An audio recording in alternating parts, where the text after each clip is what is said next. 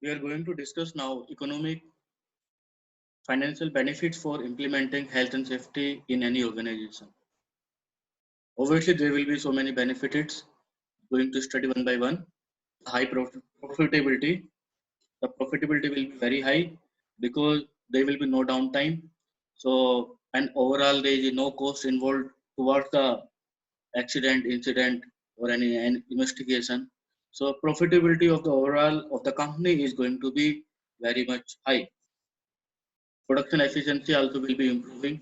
Productivity will be improving because due to any accident or injury or due to ill health, the work has not been stopped. It means the production is running smoothly.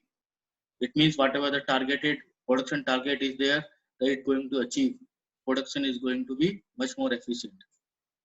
Reputation of the business also will be increasing because the company not having any lot of accidents, so they are not going to having a bad image into the public. So company is considered as a company is very good and providing lot of health and safety. The reputation of the business is going to improve. Insurance premium amount is going to reduce. If any employer has implemented the health and safety in his organization and there is no accident are occurring during a year, no major accident are occurring, so and there is no compensation. So what will happen? The insurance company, once they come next year, we can have a proper bargaining with them. We can tell them we have implemented the health and safety management system. We there is no chances of any major accident in my organization. So you can bargain them, and the insurance premium amount going to be reduced. Even then, suppose it will not reduce, they will not increase the premium. They will also check by inspection and their audit report. They will also check it. Yeah, this company has implemented the uh, proper health and safety management system. So it is going to save in the terms of the insurance premium.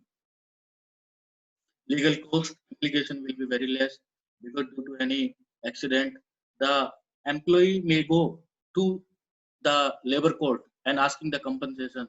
In that time, lot of legal costs will be involved, legal fees will be involved. Yeah, civil court people has to go hire a legal advisor or the advocate to put up their own things. So a lot of legal costs will be involved. If there is a proper health and safety directly linked to the there is a no accident, so there is a legal cost is going to be saved to us. Now we come to the compensation. In the terms of the compensation, here if there is no accident at the workplace, so worker not going to ask for any compensation. If that is going to save in the terms of money, obviously the compensation is also a sometime it may be very huge cost to the organization. Medical claims, obviously if the accident, injuries, ill health are very less, the medical claim cost is also coming down and it will be very minimal. Sometimes the medical claim cost reaches too high than other expenditure in the organization.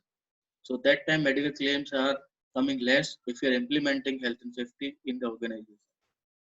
It's going to reduce the absenteeism because everyone is available on the site because they are healthy, they are coming to the work, they are not getting ill health effects, they are not getting any fever, they are not getting any cough problem, they are not getting any chronic disease.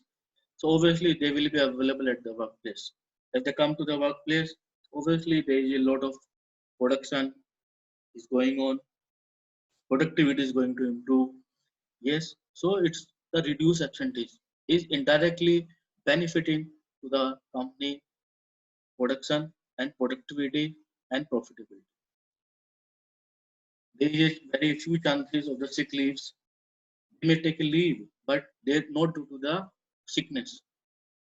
Because by implementing health and safety measures, the people are not falling sick at the workplace.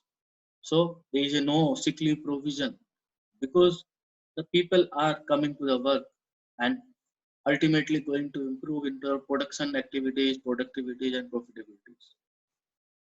It helps to the winning the tenders once you bid for any tender.